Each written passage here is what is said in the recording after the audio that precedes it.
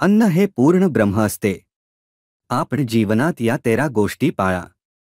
ताटावरून उठणे, ताट फेकून देणे हे अत्यंत वाईट. माणसाच्या हातून कळत-नकळत काही चुका होत असतात, पण त्यांचे परिणाम मात्र त्रासदायक असतात. घरोघरी आढळणारी एक मोठी चूक म्हणजे अन्नाचा अपमान. एखादा माणूस जेवायला बसलेला असतो तेवढ्यात घरात किरकिर सुरू होते. पती-पत्नी, मुले किंवा कुणीतरी पाहुण्यापैकी अचानक नको ते विषय काढतात. शब्दाला शब्द वाढत जातात. भांडणे सुरू होतात व कुणीतरी रागाने जेवणावरून उठून जातो. अन्न तसेच राहते. अन्नाचा म्हणजे अन्नपूर्णेचा अपमान होतो. नंतर घराण्याला उतरती कळा लागते. एक घरचा कर्ता पुरुष अथवा स्त्री जेवायला बसले असताना त्यांना घरातील कोणत्याही अडचणी सांगू नका. त्यांना शांतपणाने 4 घास खाऊ द्या. 2 शत्रू जरी काही खातपीत असेल, जेवत असेल तर त्याला सुखाने खाऊ द्या, काहीही बोलू नका. 3 अन्नावरून रागाने उठणारी व्यक्ती अथवा त्याला तसे करण्यास भाग पाडणारा कुणीही असो, दोघांनाही अन्नाचा शाप लागतो. 4 एखाद्याचा तोंडचा घास काढून घेणे हे शापाला आमंत्रण देते. 5 मतभेद वगैरे असतील तर नंतरही त्यावर बोलता येते, पण समोर अन्न असताना चुकूनही तोंडातून अपशब्द काढू नयेत, तसेच कुणाला कोणता सल्लाही देऊ नये.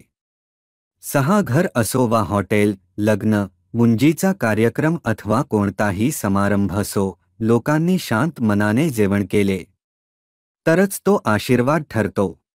रागारागात कसे तरी 4 घास पोटात ढकलल्यास तो अन्नपूर्णेचा अपमान होतो.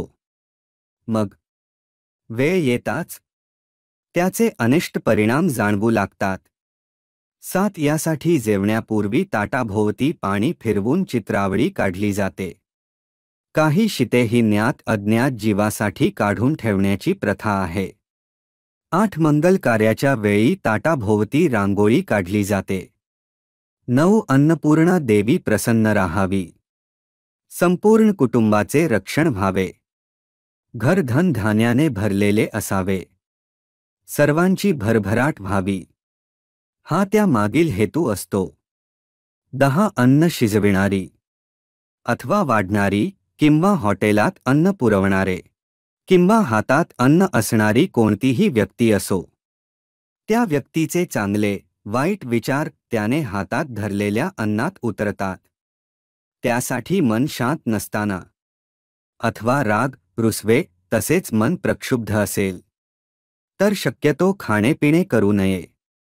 11 मनुष्यप्राणी राबतो पोटासाठी, पण ते अन्न जर तुम्ही शांतपणे खात नसाल तर त्या राबण्याचा उपयोग काय? अन्नाच्या नासाडीने अन्नपूर्णेचा अपमान होत असेल तर त्याचे अनेक दोष निर्माण होतात व ते पुढे त्रासदायक ठरतात. हे दोष दूर व्हावेत यासाठी पंचमहायज्ञ रोज करावा. 12 ज्योतिषशास्त्रात सांगितलेले आहे. अतिथी देवो भव ही म्हणही त्यासाठीचा वापरतात. पशुपक्ष्यांना खाऊ घातल्यास आपल्या कमाईला ऊर्जितावस्था येते. ज्यावेळी संकटे येतात त्यावेळी कुणाच्या तरी रूपाने देव आपले रक्षण करीत असतो. 13 अन्नदान केल्याने अनेक दोष नष्ट होतात आणि आपण राहत असलेली वास्तूही शांत राहते. सोबतच स्वतःची आध्यात्मिक शक्तीही वाढते.